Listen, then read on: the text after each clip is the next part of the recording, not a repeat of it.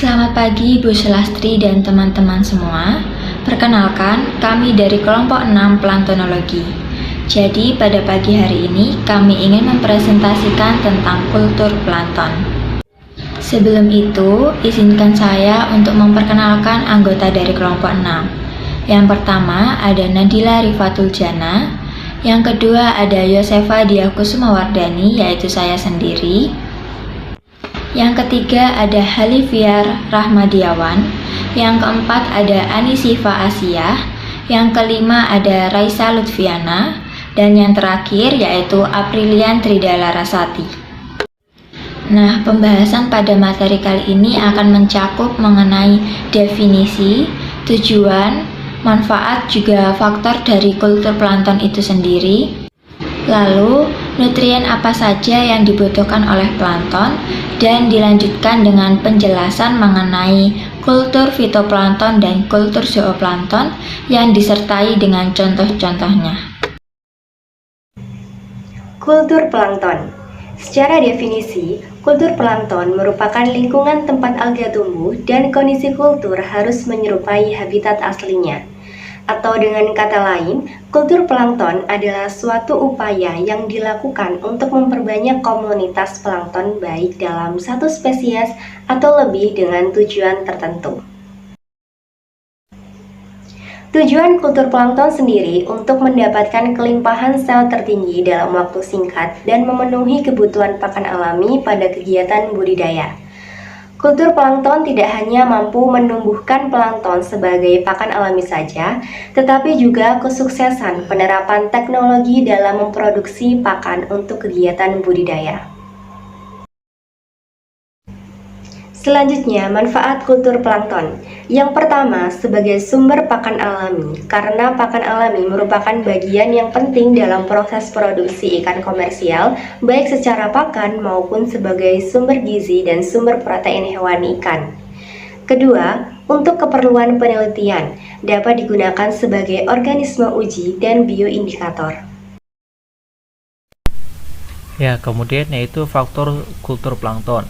Yang pertama, suhu. Suhu adalah faktor yang penting bagi organisme, karena suhu berpengaruh terhadap kelarutan oksigen bagi pertumbuhan dan keberlangsungan hidup mayoritas plankton.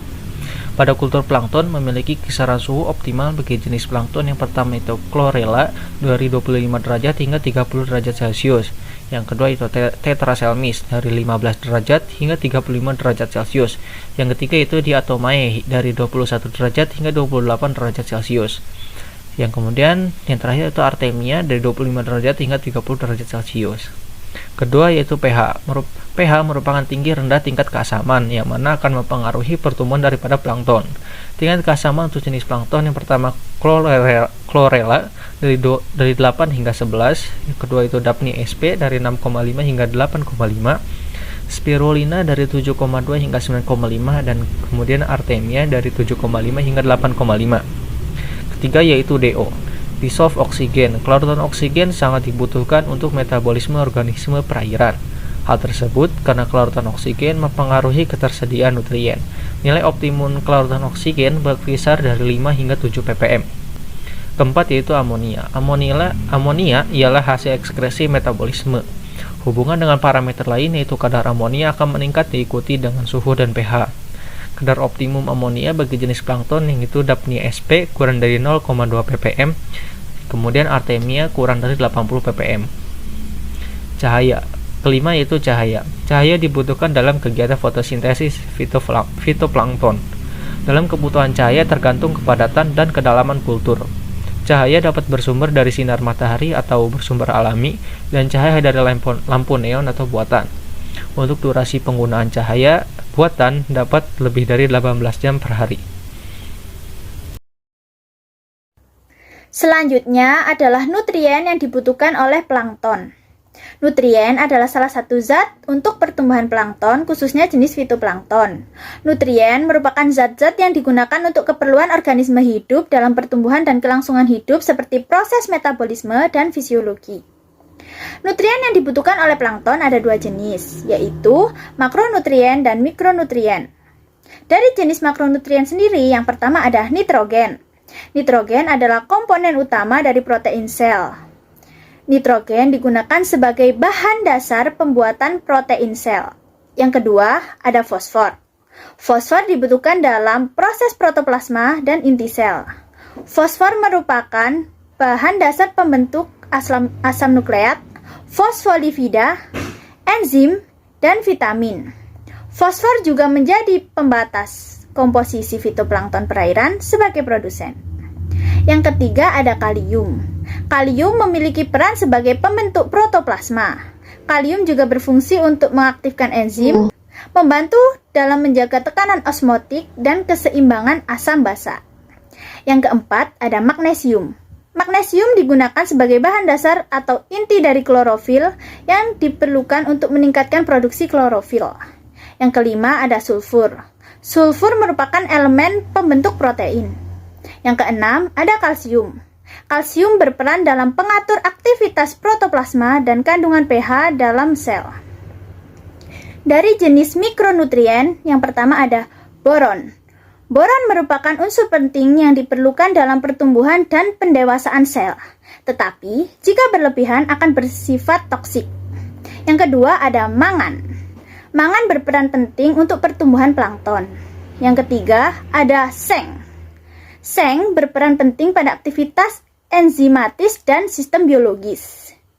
Yang keempat ada kobalt. Kobalt berperan sebagai mikronutrien dan vitamin esensial yang baik untuk pertumbuhan plankton. Dan yang kelima ada tembaga. Tembaga sendiri diperlukan dalam berbagai proses biologis. Oke, selanjutnya yaitu mengenai kultur fitoplankton dan kultur zooplankton.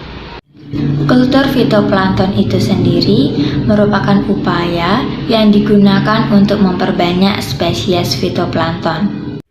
Kultur fitoplankton ini merupakan aspek penting untuk dikomersialkan.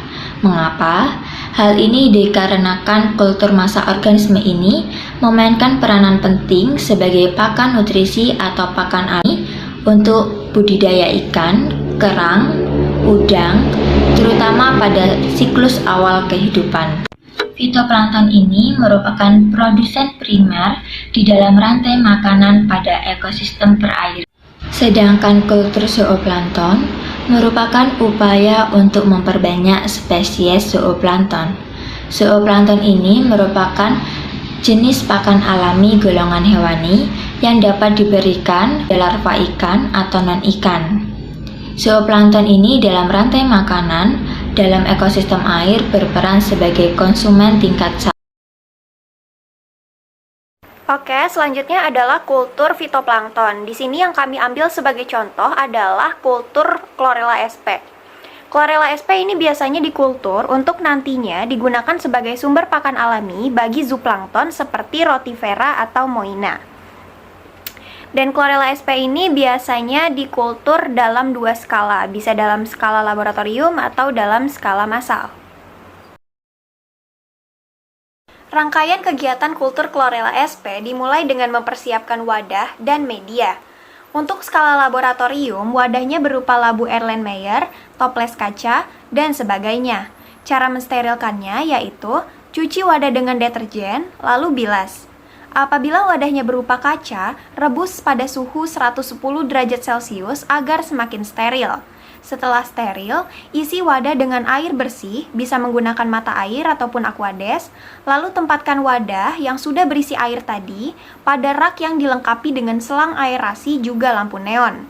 Untuk Chlorella sp sendiri memerlukan intensitas cahaya sebesar 2500 sampai dengan 5000 lux dengan suhu 21 sampai dengan 25 derajat Celcius. Sedangkan untuk skala massal, wadahnya menggunakan bak fiber atau beton dengan volume yang telah ditentukan. Cara mensterilkannya yaitu dengan menyikat bak dengan deterjen, lalu dibilas. Sanitasi lagi menggunakan klorin atau kaporit, lalu bilas dengan air tawar. Netralkan sisa klorin dengan natrium tiosulfat, lalu bilas. Dan terakhir, lakukan penyaringan sembari mengisi wadah dengan air.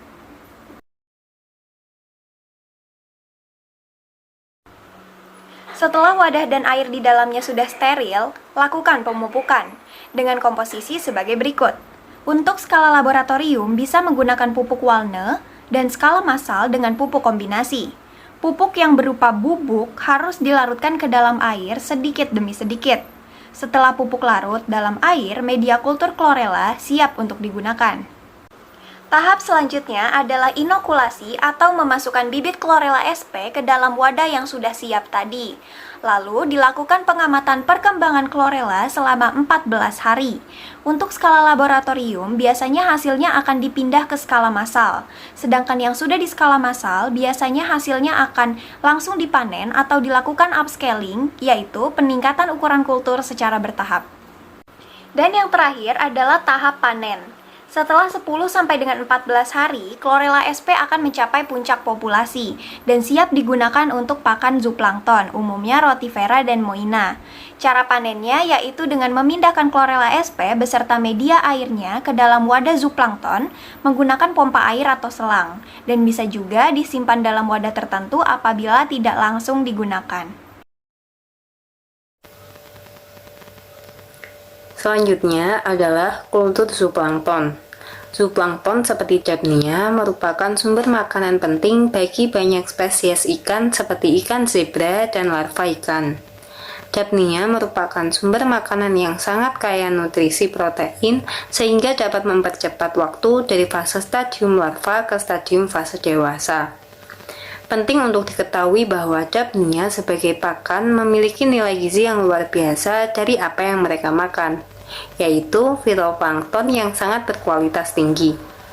Sebagai pakan ikan yang kaya nutrisi, Dabnia mengandung karotenoid yang akan sangat membantu kelangsungan hidup ikan. Proses kultur Dabnia menurut Heckman dan Cannon tahun 2007. Yang pertama yaitu menyiapkan air distilasi atau air deklorinisasi melalui aerasi. Selanjutnya tambahkan 9 gram garam mineral ke dalam 15 liter air suling. Kemudian pasang mixer dan sistem aerator air seperti pompa udara dan bubbler. Biarkan udara selama 12 menit. Kemudian celupkan botol yang berisi Dabnia di tangki kultur tanpa membuka botol. Hal ini bertujuan untuk menyesuaikan Dabnia dengan suhu lingkungan yang baru. Setelah 30 menit aklimatisasi, tuangkan Dabnia ke dalam tangki berisi media kultur yang telah disiapkan sebelumnya.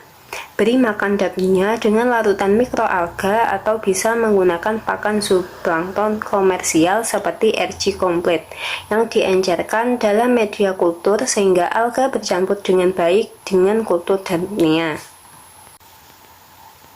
Selanjutnya adalah perawatan kultur Dabnia. Mempertahankan kultur Dabnia dilakukan dengan menyesuaikan jumlah nutrisi dari hari ke hari. Untuk ini perlu pemasangan filter 120 mikron yang memungkinkan pengayakan air medium untuk diperbarui. Filter ini sebelumnya semi direndam dalam media kultur sehingga kotoran dalam media kultur Dabnia tidak masuk, tercampur, dan tetap tersuspensi. Tips untuk kultur yang sukses yaitu memberikan perhatian terhadap kualitas air kultur Dabnia dengan mengamati kadar amonia yang terlalu tinggi.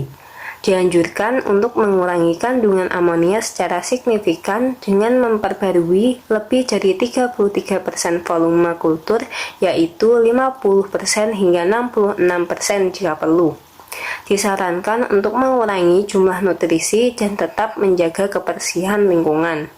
Kemudian jika mold menumpuk di bagian bawah tangki dan sukar untuk dihilangkan dengan penyaringan, perlu penyedot bagian bawah tangki dengan pipet 10 ml dan propipet.